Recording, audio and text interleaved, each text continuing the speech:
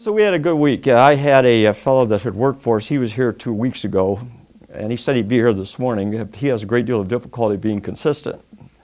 And so he came by with his son at the office, and he said, could we get the scrap metal? I said, okay, Jack, you can get the scrap metal. Jack is a professional marksman. He never misses his foot when he aims at it. And usually he's able to do twice as much damage as he thought when he pulled the trigger. So he said, well, I wasn't there last Saturday because I was in the slammer. Oh, I said, you were in the slammer. He told me the story. And he said, my son is with me this morning, and he said, we have a truck. I said, well, you can have the scrap. And then I felt the urging. I said, go back there and see while they're scrapping the scrap. And so I went back to the scrap pile. A little hard to tell the difference between which was the scrap. No, that was. So anyway, I met his son. He says, no, he's not like me. He says, he doesn't drink, he doesn't smoke, he doesn't do this. I said, well, I thank God he's not like you. And I said, Jack, you have a professional history of being a bum. And I'm glad that somebody's graduated out of the ranks. I said, why don't you fellas go have lunch with me? So we went over to have lunch together. So Jack immediately says, I'm going to be there Sunday. I said, I understand, Jack. As you can see, this is not Jack. But Jack may still come. You never know about Jack. And in fact, I think the Lord probably does. Anyway, to make a long story short, I met his boy, went over, had lunch, had a great time with him. Jack is he's a professional mechanic, but we couldn't keep him because he was on drugs. He was anyway, he was with us about 10 years. But I've led his father to the Lord, the mother to the Lord, his sister to the Lord, his wife to the Lord, him to the Lord. And so when I talked with Jeff, his son, I said, anybody ever talk to you about this, Jeff? He said, no, nobody ever did. I said, you don't want to be like your dad, do you? He said, no, I don't want to be like him. No. I said, Jack, I said, you're a moocher. This kid sat there and he says, yeah, I'm a moocher. So anyway, to make a long story short, I explained how he could come to Christ. I said, now, could you do that? He doesn't know what to do. It was like we were talking yesterday when you said, yourself, you said, I don't know what to do. So I said, okay, I said, I want you to follow me. And there's something missing. Yes, he said, something's missing. I said, good, we could establish that. I said, did anybody ever have to teach you how to do the wrong thing? He said, nobody ever had to teach me to do the wrong thing. Actually, he's had a great example. But anyway, to make a long story short, he prayed to receive Christ at the table. His father, sitting here, began to weep like a baby. And when we went outside, his dad grabbed me and kissed me and kissed me and kissed me. And he said, we'll be there Sunday. With Jack, I always feel the proof is in the pudding. Well, he didn't say which Sunday, though. No, what year? But Jack I always qualify what I'm saying about him that I love him. I really love Jack, but I can't lie to him. He is what his history is. Excuse me. When you approach someone to, you want them to be saved, how do you, my birthday's Tuesday. Okay? Spiritual birthday? And I'm having some people over and they don't know Christ. And I would like to approach them, but I don't want to scare them either. We will advance on that in more detail before you leave today. Okay. Because you presented, first of all, as you and I were talking, before anybody can ever come to a saving knowledge of Christ, they have to get lost. Now, in getting lost, for example, most people today are moral people that we do business with. However, when you get to deal with people, my mother, after I came to Christ, was a very moral woman. She took me to church, she took me to Sundays, all those kind of good things. So when I had my experience, I underlined the experience in Christ, she came up to me and she said, what happened to you? I said, Mother, I met the Lord. That offended my mother. She said to me, you have always been a good boy. Follow that? She associated with my behavior with being a Christian, which is not the case. Now, I'm going to get perhaps and touch a few deeper things than I would normally in this process as we go along. But as my mother heard my answer, it went through her mind that I am a very moral person, and so are you. Later she said to me, never call me a sinner. Oh. The reason why she said that is because in her mind, as she looked around, she thought she was certainly as good as most and better than the rest of them. In her moral perspective. She had a moral perspective that was very high. No matter where we are, you see, my mother was religious. I didn't know which one was right. That mystified me. So as a result, I didn't know it, but I was looking for a relationship. Now the evidence that God is sending any of us a message is that something is missing. Normally when you tell people that, people will agree. Always watch somebody's head when you're trying to tell them something. Because all of a sudden, inwardly, they're responding and they're sending you messages of whether or not they're picking up what you're saying. So normally when I talk to people, if I say something like that, now here's a key situation that will get everybody. How many of you have had children? If you've had children, do you ever have to teach a kid to do the wrong thing? Comes naturally. Hey, we went to a wedding yesterday. A lot of hoopla in the wedding. And they had, Marshall, how old do you think that kid was? 3. 3. They had a little guy. And they had all of the men on this side, all the women on this side, and a couple of elegantly dressed little girls sitting here. This kid, I thought, if he's got the ring, we're certainly going to lose it. So he's all over the place. First of all, he marches over and he checks these women's dress. And she's trying, and he's, then he goes between them and he walks his way up, and it must have been 8 of these women or so. And then he just kind of stands, looks around, and then he decides to lay down on the steps right in front of the whole thing.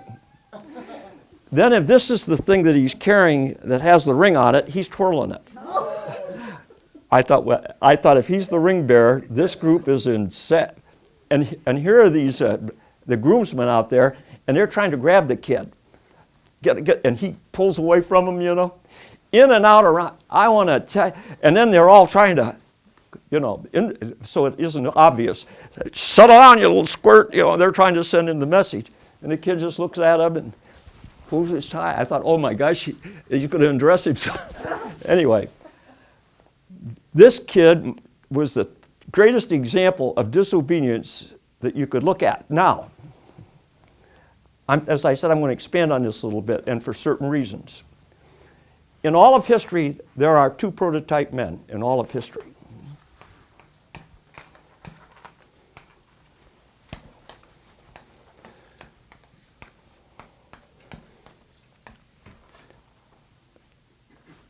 This man, Adam, has one commandment, and he violates it. The minute that he violates that, he introduces the mystery of disobedience.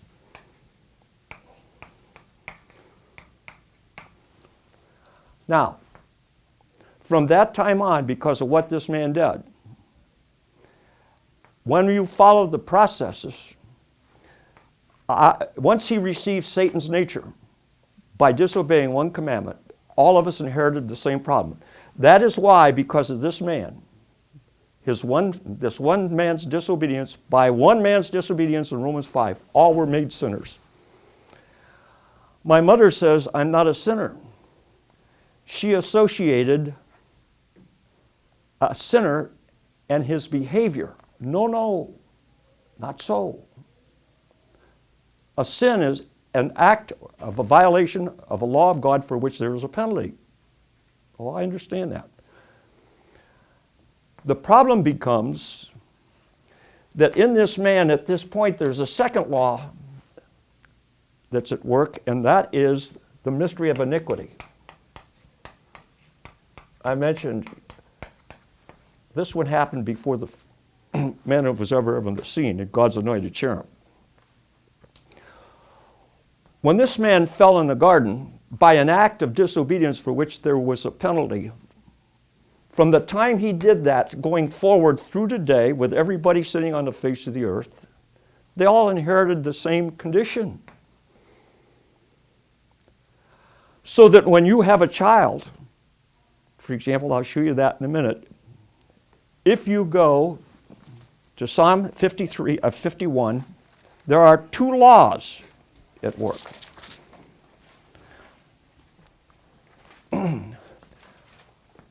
Because of this man's disobedience, several things happened. Number one, the thing that he lost contact with is truth in his mind. Truth is not an intellectual subject.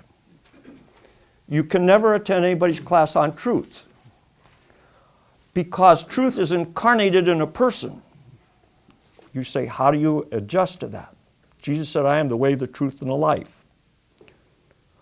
When you look at the word truth in the Bible, it requires something. It requires that you believe in or on something. Therefore, truth has to have a foundation.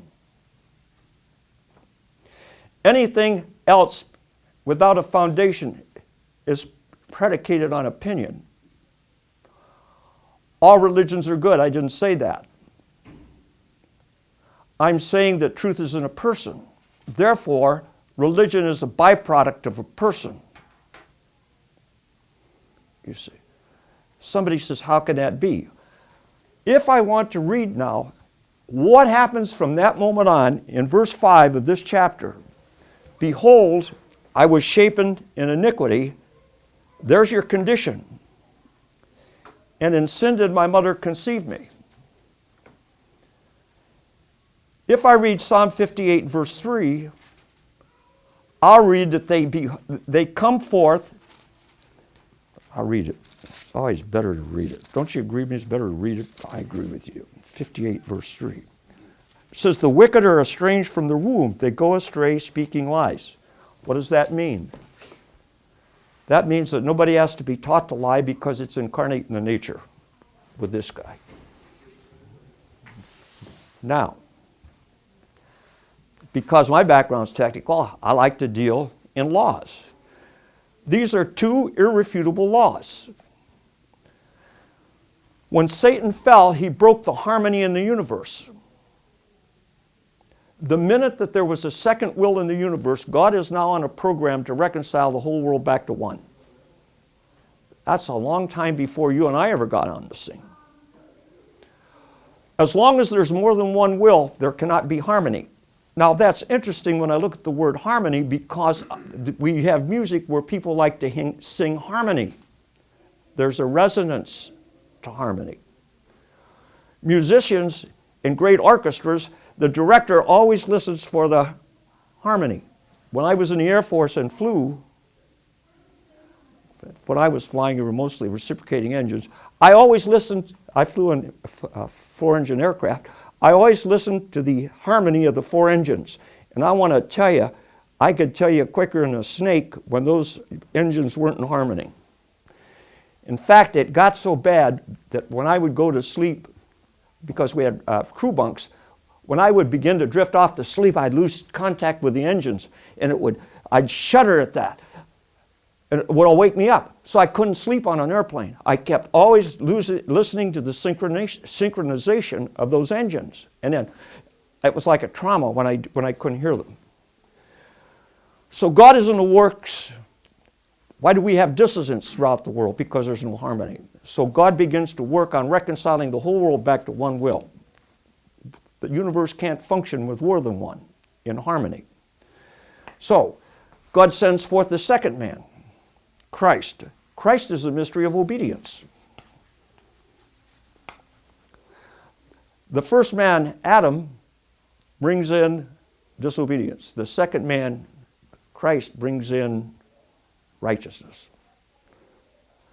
This man has to cancel out what that man did. And it has to take place through a new birth. You can't dialogue any group into this awareness.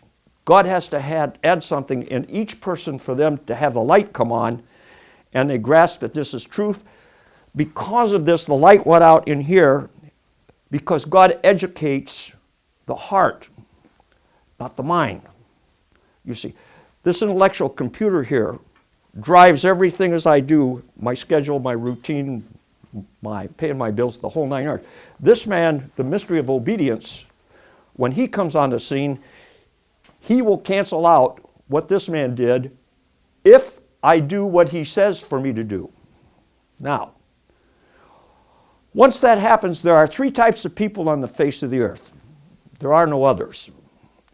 God does not deal identities universally by races. Somebody says, what kind of people do we have? Thought you'd never ask. Go to 1 Corinthians chapter 10.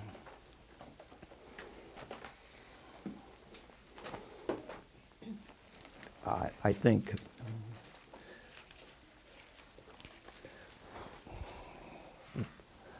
Now, interestingly enough, God always programs things.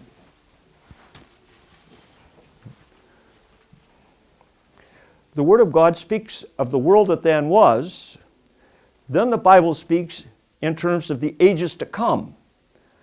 I've mentioned at my age, I think, in terms of cosmic geography. There's a whole new world coming when all this chaos gets out of the way.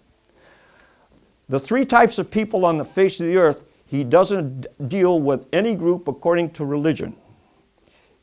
He identifies them when he gives them a name, it becomes characteristics. If you look in verse 32, give none offense, neither to the Jews nor the Gentiles, to the church of God.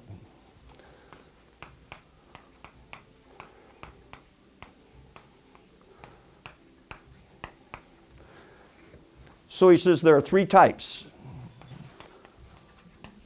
There are Jews, Gentiles, and the church of God. That's what he says. When I began to look at that,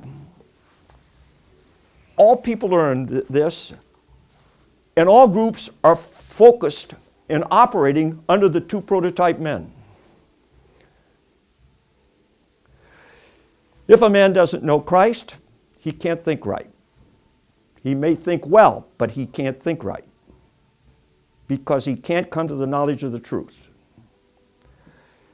He will deal in issues, and issues are not convictions. So when I experience this type of thing, I enter the church of God. How do I get in? I get in by people being born a second time. I was born again July 30th, 1964. The minute that happened, I entered into the church of God. My citizenship is written in a heavenly place. I didn't know that. What do I wait for? There have been 5 kingdoms, 4 kingdoms historically. You can read, the last one was the Roman Empire. In Luke chapter 2, there went out a decree for Caesar Augustus, the whole world should be taxed. Won't get into the background of that. But that's the 4th kingdom, acknowledged in the Word of God. From that time on, we all wait for the 5th kingdom. Kingdom of heaven. They made a movie, The Kingdom of Heaven. I qualify for this by having the new birth. It has nothing to do with the Christian Missionary Alliance. It just so happens we affiliate with that because this is in conjunction with this. The minute this happens, I wait for the kingdom of heaven. Hasn't started yet. We're close. But the kingdom of heaven, Jesus refers to it in Matthew chapter 5. He says the kingdom of heaven. Then he puts some exceptions out. Except certain things, you shan't enter into the kingdom of heaven. Anyway, any person who has received this new birth is in the church. You may not have a membership here, but if you've experienced this thing in your heart, you are now a citizen of heaven, and it has nothing to do with your behavior at this stage. Ultimately, your behavior does become consequential. Now, go to 1 Corinthians chapter 2.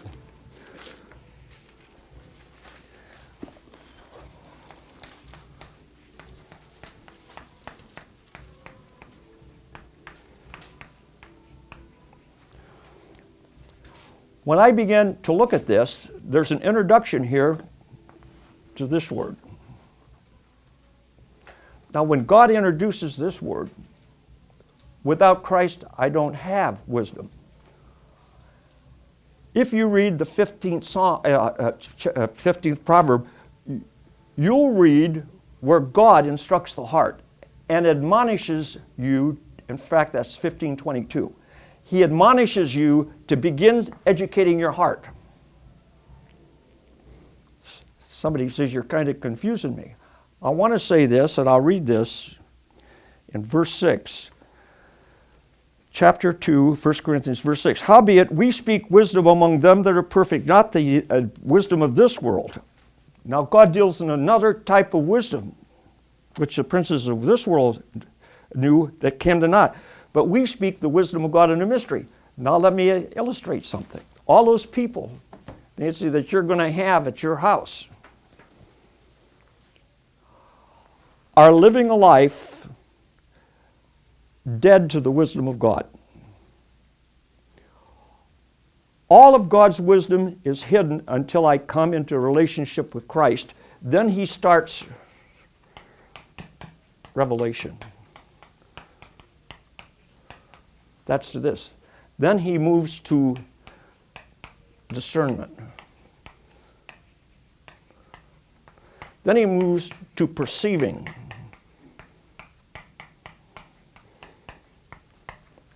None of these involve my college education. All God's wisdom is hidden.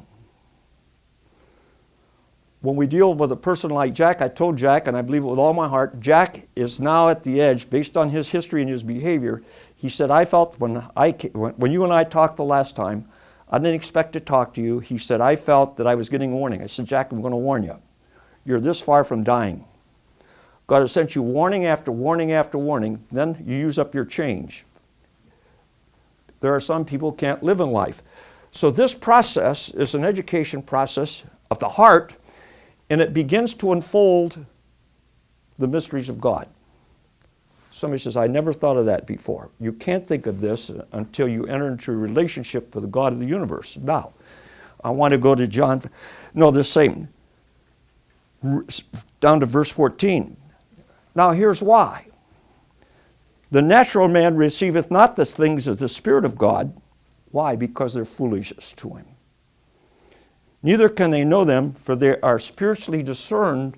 My true education doesn't begin until he begins to educate my spirit. Because of Adam's sin, when I'm born into the world, I'm dead to God. Alive intellectually and alive physically. Knowing as time progresses that something is missing, but I don't know what it is. Once I come to Christ, he starts this process. He is no longer dealing with a natural man that you just read about. He says, you got your college education as the natural man. Well, I got my degree, went through flight school, went all those things, was president of a company. That's all true. That is all your natural instincts. He says, I never address those. I said, you don't. He says, no, I never do. I says, well, why don't you do that? He says, you've got to understand something. I said, I'm trying very desperately to understand. Why is it hard for me? First of all, ignorance is the greatest enemy. Oh, I didn't know I was ignorant. I can talk about Mike, but I didn't know I was ignorant. Why was I ignorant and didn't know it? Go over to 2 Corinthians chapter 4.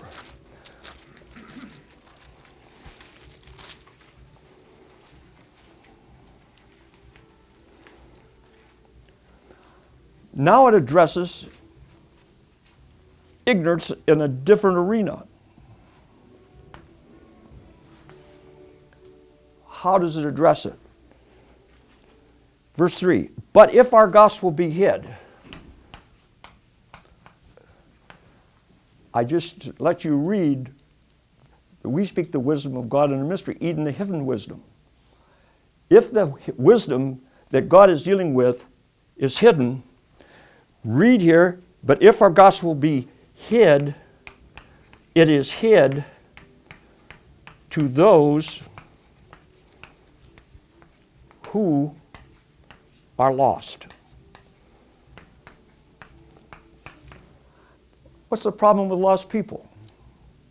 You don't know they're lost. You don't know where you are. Right.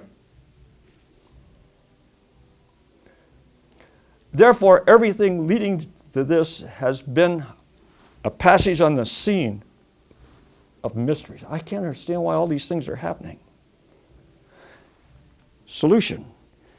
In whom the God of this world hath blinded the minds, so what happens instantly, the minute I receive Christ, I'm born again, for the first time in life, I can see.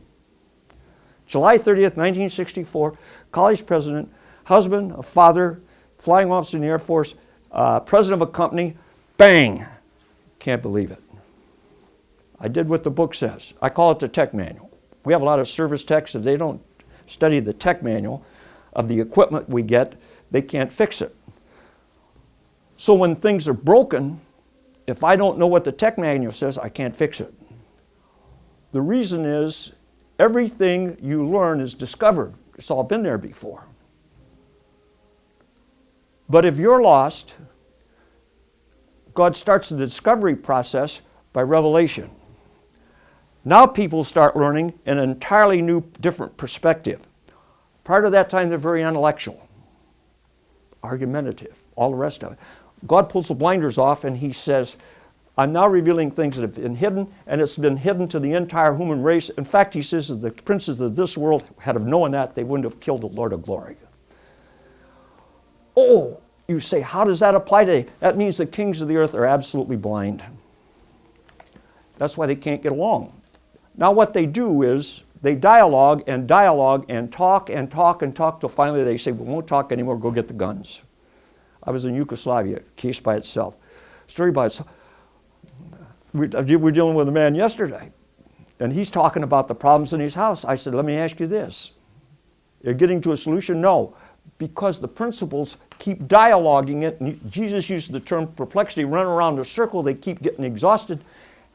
And as they talk as a group, there isn't enough wisdom in any person to get an exit strategy from the problem.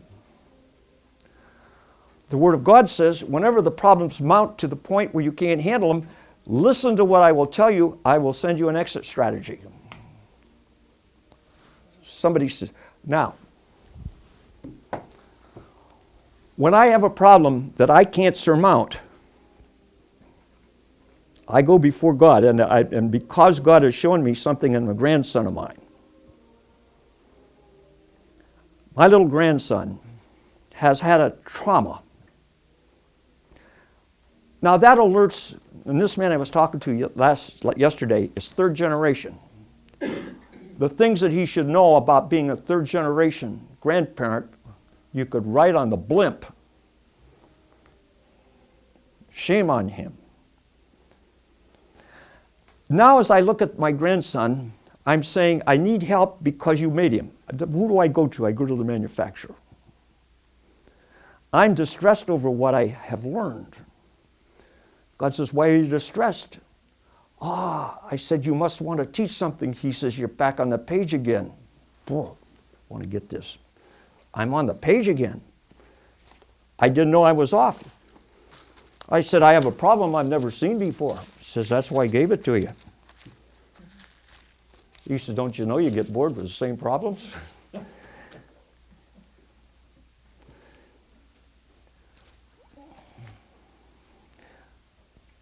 Listen to this. The heart of the righteous studieth to answer. If you've got a problem, open this book and ask God to educate your heart.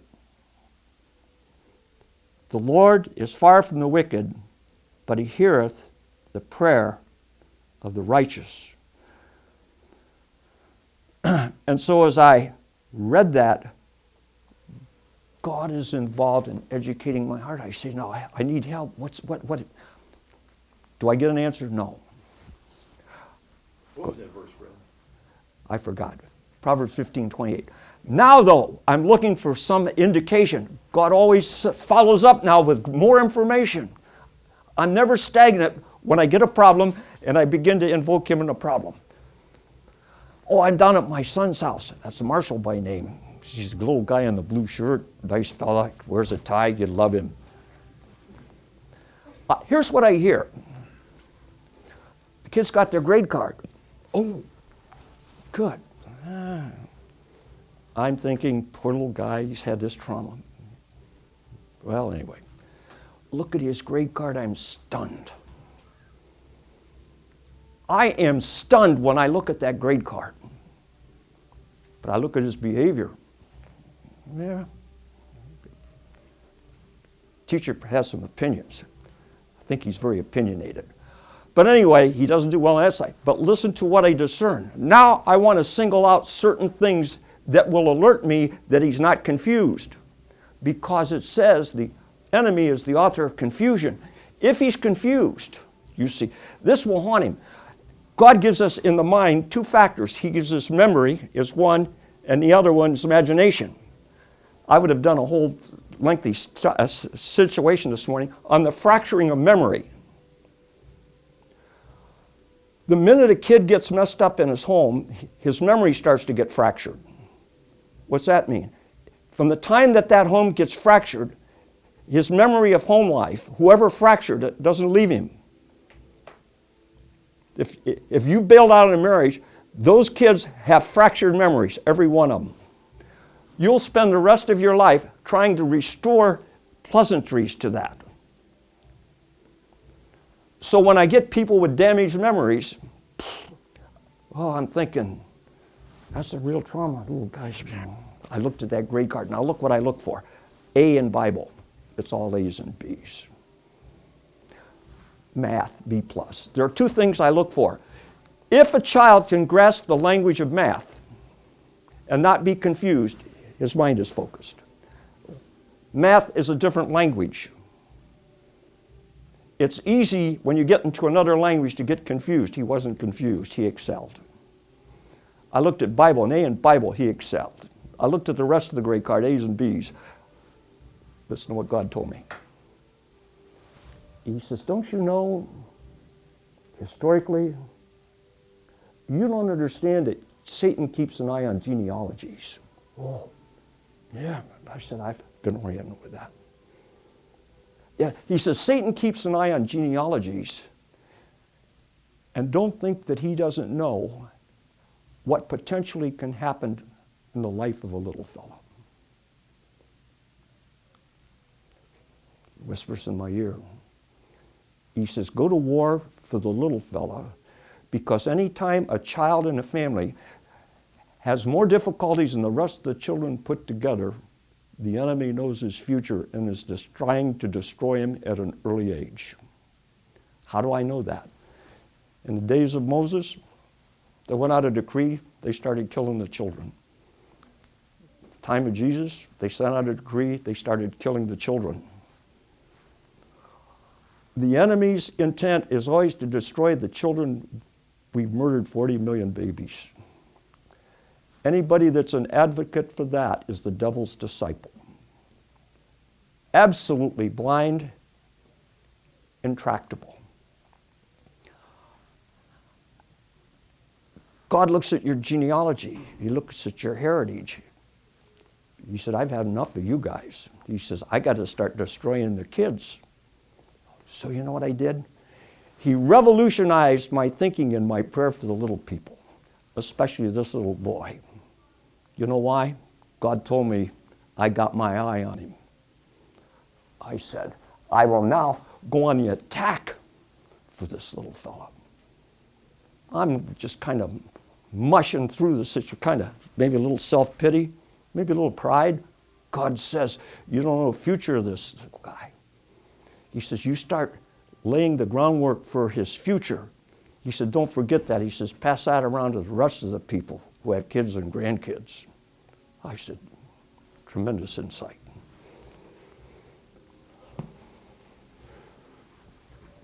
Oh, if we could tell that to the world.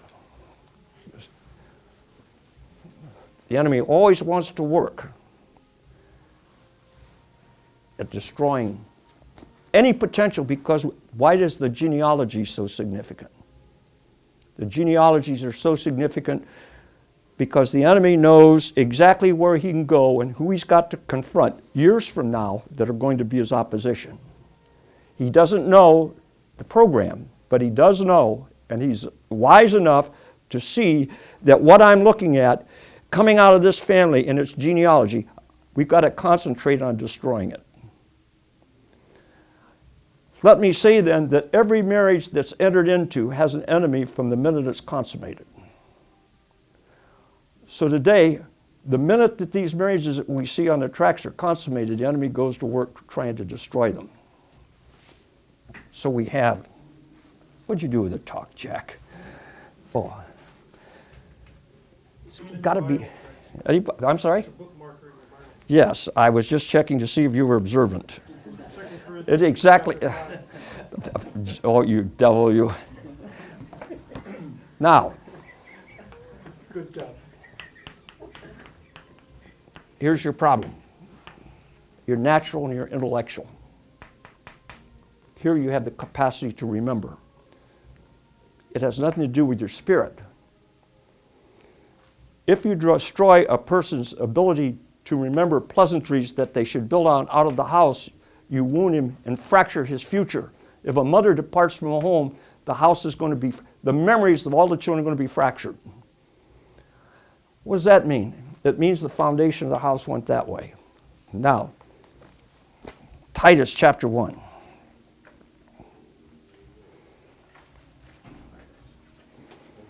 In the Old Testament.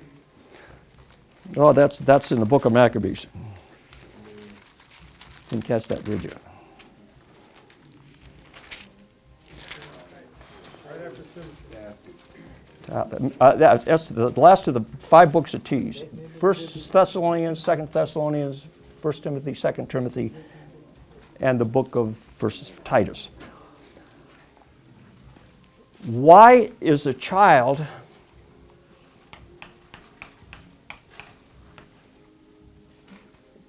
not having to be instructed and to do the wrong thing?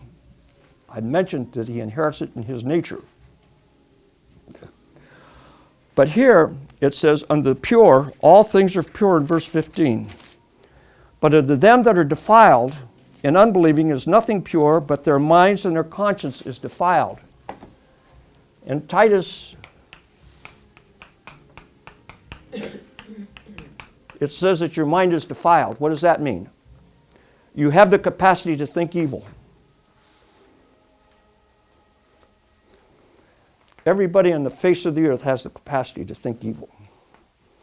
It's natural, it will think evil. It will migrate to evil. It's like a magnet that pulls it to evil. I watch things that I shouldn't. I do things that I shouldn't, even though I know I shouldn't do them. Why? I'm always coming into conflict with something I should do versus something I shouldn't do. It's because he says your mind is defiled. Because of this fall that we've underwent, good, bad, or indifferent, we all wrestle. On people who aren't in Christ, we major on it. On people who go on with Christ, we move from active participation into bents to evil. A look, a glance, an innuendo. God says, I'm always refining the processes. I'm constantly taking things away that affect this. He says, I move on away from the big things. I move to the little foxes. It's the little foxes that I have to deal with. The little look, the long at the going out the line, whatever it is. God says it doesn't work. I want you to go over to Philippians 3:19.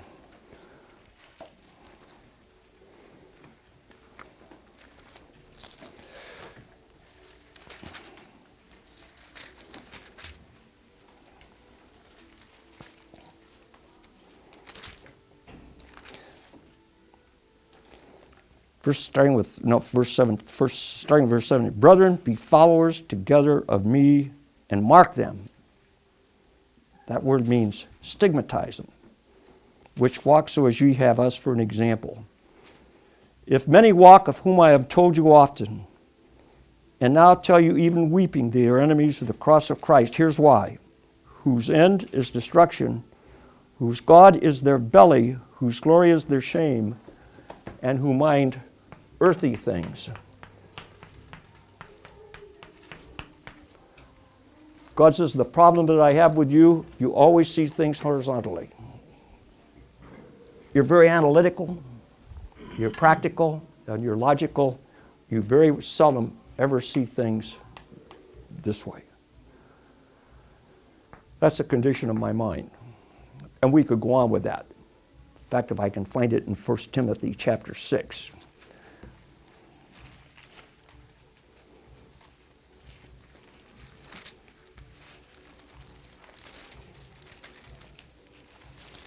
That's got to be in the Bible. 1 Timothy chapter 6. In verse 5.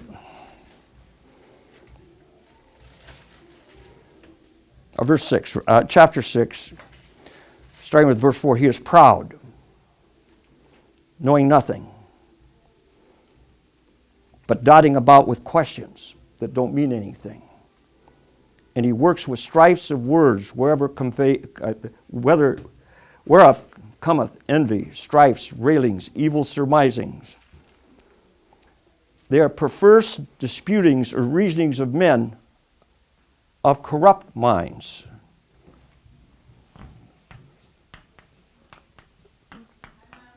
God says the human mind is corrupt. He also says it's vain, and there are several other things that he takes us into. Therefore, when we come up against this type of thing, this mind that I have cannot understand anything spiritual until I enter into a relationship with Christ. Then God begins a whole new form of education. It won't cost you a dime, but it'll cost you everything. Why? Because he says, if you walk contrary to me, I'm going to walk contrary to you. I don't have to borrow money for this education and pay it back later. He says, I start to educate you right where you are at the time to come that you come to me. What am I? He says, you're an apprentice. I said, I'm an apprentice? He says, yes. Why am I an apprentice? When I come to him, he says, you don't even know my vocabulary. I used the illustration of I told you to go get a 6-inch top tape off and you wanted to work for me. You couldn't do it because you don't know my language, you see. Therefore, you're of no value. I'm going to talk to you just a second about value. God taught me a tremendous lesson about value yesterday. I have a man that has worked for me for 25 or 30 years. He now works for Marshall, his friend. This man is not a mechanic, he's an artisan. Salt of the earth. All his years there, I've eaten from the labor of his hands. His daughter is getting married, so I decide that I always have a way that I deal with marriages. I get a card, I put the same amount of money in, send it, sign it. No. So I was starting that process yesterday. God says, this is not a normal wedding. I said, just another kid marrying who I don't know, marrying somebody I don't know. No. He says, I want to show you the value out of this man. 30 years of faithful service. Never a complaint that I can remember. Always a peacemaker. A job came to my mind that when I bid it, I thought, well, it can never be done the easy way. If I gave him the job, he says, I'll handle it. I never will forget when the job was over, he did exactly the way I would liked it to have gone. It went like a clock. I said he must have used magic because I never could see how he could have done that job that way. That job came to my mind. The Lord says, this man's a gift that I've given you. I said, a gift? Yeah. Well, I said, yes, he is. He's a gift. Good morning. Yes.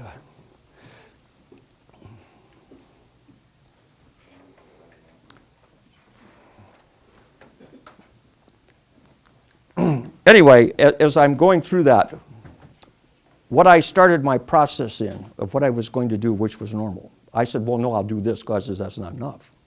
I said, what? No. He says, the value that you're participating in this morning is much more than that. I said, well, I'll go to this. No. He said, not that either. I'm beginning to just, He says, I want you to keep going. I said, well, how far when does this stop? I'm now considering things that never have ever been in my mind before about this. He says, I want you to go another step. Finally, I'm clear over here. I got so mad I could have hit it. No. God was expanding out of the value of this person to me in a way I had never thought. Now, why didn't I think this way? Because, you see, I still have the leftovers from my old nature. They still hang around the outskirts of my mind. But everything is kind of like it. No, he said. Finally, we got to the end. I said, I've never done anything like this. He says, when that guy gets that, you can tell him it's from me, not from you, you cheapskate. He's got a sense of humor, too. And I did that. But I can offer a blessing for that because this man was deserving in his value. And if I can participate in something that he values very greatly, and he invited me, it was an unusual experience. You see. So God says that your thinking is so claustrophobic. He said, it is because when you come to Christ, your mind is natural. You have no concept. Because all the God of wisdom of God is hidden before I come to Christ. I know nothing about it, and if I just sit out here and listen to the guy preach about it, which is good, I will never get beyond my natural thinking. And he says, when you come to salvation, I want you to be wise unto salvation. I don't want you to keep asking me for wisdom. I want you to be a man of wisdom. What does that mean? That means that I can apply it rather than ask for it because God has been building up the hidden wisdom which he ordained before the foundation of the world to our glory, that he is revealing these hidden things. So simple as this guy that I had to agree with God. I said, this guy is a tremendous blessing. When I go over here to the little grandson that he's dealing with, he gave me insights that no mouth on the face of the earth could have told me that but God. Nobody could have told me that. The reason I'll give you beyond that is that if it had come from your lips, I might have just taken it like, well, you know. God says, I'm telling you something. Whew. You sure did. You loaded my heart up, put me on an entirely different path. He says, when you walk in the way, there'll be a voice speaking to you. Turn to the left hand or the right hand. Most people don't know there's a left or right. Anyway, natural, defiled, earthy, my mind is corrupt. Every aspect of the human mind is not redeemable. Why? Because I've mentioned this term. There are two types of people. There are mind people, there are heart people. As I'm moving away from this, God is educating the heart. As he educates the heart, I turn from this by direction from him. Not because I'm in your classroom, because it says, when he says, I will direct your steps, he's going to take me into the realm of things that on a normal basis I can't solve. I don't know how to solve them. Lots of times I get mystified by them. In Romans chapter 12, he says, your mind is vain. Why? Because you're proud. You think you know so much that there will be people in this type of presentation who will turn away from this. Why? Because of their pride. Vanity, called vanity of mind. Can't accept anything of that. It's all in the intellect. God says it's not in the intellect at all. Your intellect records things, and it has the ability to bring forth memory. And I've cited again that any time that you fracture the memory of people, any time that you fracture the memory of young people, and here, there's always one more at the end. And when you're dealing with people that are breaking homes, tell them that any time that you fracture the memory of a child, you destroy the child. And if you don't know Christ, when you come to Christ, it's better to instigate this at the beginning rather than to try to resurrect something and piece it back together. We're dealing with tons of people in the church today that are trying to resurrect and put pieces back together. As a result of that, we're dealing with all the baggage of people that broke all the rules. This is a book that if you violate it, you're going to get crushed by it. I've told you before, whatever if you read in Deuteronomy 28, 14 blessings, from 14 to the end of the 68th verse, cursings. If you want to know the rest of the fallout that didn't address, read Leviticus 26. Anybody that violates this that's being said here is going to end up paying the consequences. Does it mean that God won't give me insights? No, He'll give me the enemy's tactics, as I said about my grandson. He showed me the tactics of the enemy, that when a child has more trouble than any other child in that house, Satan is aware of genealogies. He can address the potential because his history, again, is to destroy children. We know that what he did with Jesus. We know what he did with Moses. So all of this is to bring me in to begin having my spirit taught. It's interesting. I wanted to get into it, but I can't today. In Job 38, you read the great dissertation of God explaining things to Job, and he cites the fact, Job, that you are in the southern chamber of the universe. Somebody says, why would you mention that about being in the southern chamber of the universe? In that chapter, he identifies 5 celestial compositions, 4. Pleiades, Arcturus, and the belt of Orion. When I flew, I used 2 sections of those stars to navigate by, and I was using them in the 50s. Job talked about what I was using in the 1950s. Go back and figure out when he was talking to God about it. But there's a constellation that God mentions. It's the only time he mentions it that is we are not aware of in our solar system. My opinion is that he pulls a reference to a constellation similar to one that he identifies in those 3, making the implication that, hey gang, in my universe, you guys on Earth are in the southern chamber. The southern chamber, because I use those stars to navigate by. Why do we need a compass? Compass always tells me where I'm going. That's far. Always tells me where I'm going. Why would I need a compass or a pathfinder in the universe? God says there's all kinds of sections you don't know anything about. That's why when I talk to you, I want you to think about, in your apprenticeship, cosmic geography. You're not going to be sitting on some cloud stringing a harp. But in order for that to happen, he says, I've got to educate your heart. That's why Jesus said, let not your heart be troubled, neither be afraid. My Father's house are many mansions. If it were not so, I would have told you. Go to prepare a place for you, and if I come again, and if I go, I shall come again and receive you unto myself, that where you are, I may be also, and you've heard me use this term.